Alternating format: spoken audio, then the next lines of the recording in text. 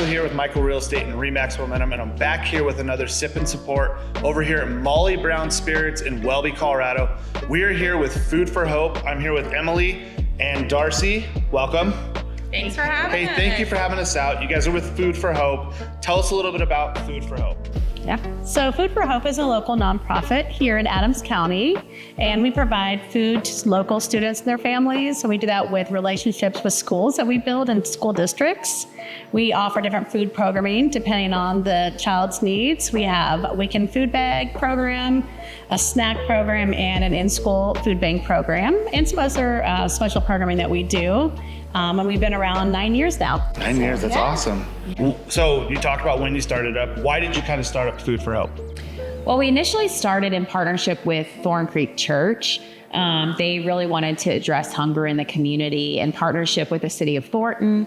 And so I just happened to be in the right place at the right time and really wanted to help address that issue. So we started off as a weekend food bag program, created an independent nonprofit, and now here we are doing work with schools, just trying to help kids get what they need to eat. So you mentioned you're out of Thorn Creek. What areas are you covering with schools? What districts? Things like that.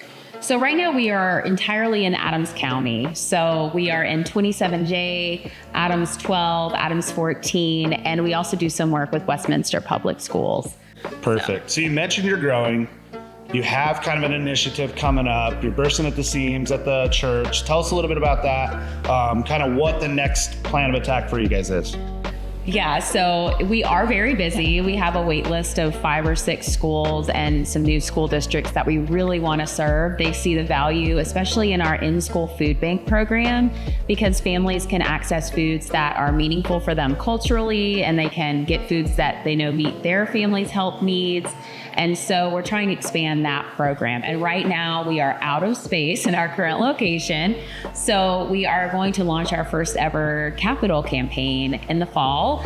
We're hoping to raise $2 million in 2 years. And that's going to help us start to pay rent, because we've lived inside a church for a long time, but now we need a space to really grow our food storage. So it'll cover rent and other infrastructure needs to kind of propel us into serving those on our wait list. Absolutely. So the organization as a whole, how big is it?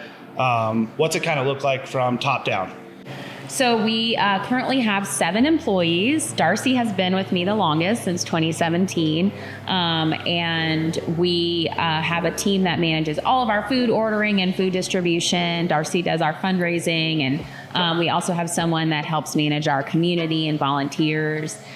Really, the goal is to partner with the school districts and be able to customize services for their needs. And so the more, when we bring on people, it just helps us to have more capacity to do that. Absolutely. So how many meals, how many families do you typically support in a week? Let's see. In a given week, actually, we typically do most of our averages on monthly basis, Yeah. but we touch with our different programs about 4,000 individuals every month. That's incredible. Through the different programming. Does that sound right? It sounds right. That's awesome. You mentioned fundraising. What are some ways that people can get involved? What events do you have coming up? I always like to tell people how we can get involved and help you guys. Yeah, we have some really great summer events that we're going to be having this summer. So the first one that comes to mind is we have a Sip, Savor, and Support event. It's a wine and food pairing event. It's going to be at Johnny's Steakhouse, middle of June, and that will support some of the local children when you buy a ticket. But it's going to be a really fabulous event, really nice, great food, great wine. The other one that comes to mind that's pretty big is we have a Bike and Brew event that will be in July that supports children too. When people sign up, there's going to be different bike rides, really supporting the local businesses and learning about what they do too. And then we'll have an end party that has live music and things like that. So all that information right now is on our website, which is foodforhope.net. Perfect. And you can go on there under events, find all that information. We have some other smaller events and races coming up. And then a great way to get involved with us is to volunteer. Over the summer, our volunteering is a little less because we're not working quite as much with the schools, but we do have 3 food banks that will remain open on and off throughout the summer. So we'll have some opportunities in the house. We'll have some opportunities to work events. So if people like to get out and meet other people, it's great. We really need those kind of volunteers. And then when the school year ramps back up again, we'll be really busy with volunteers. Best way again is on our website, and then you just go to Food for Hope and you go to volunteer, and it will be listed in there, and you can learn about that. That's awesome. Yeah, and we talked about Satire. What does Satire do specifically for you guys? So Satire, actually every quarter, a percentage of its profits come to Food for Hope. So when you check out at a place like Satire, you can actually check mark which nonprofit you want to support with your final bill, and then he is actually hosting the Bike and Brew for us. Oh, awesome. In July. So it's really kind of his idea. He met with me, and we kind of drew it up from there. We did it last year. This year will be bigger and better. So That's great. So families in need, how do they get a hold of you? What's the best way to go about getting the food if they need the food? Kind of put that out there.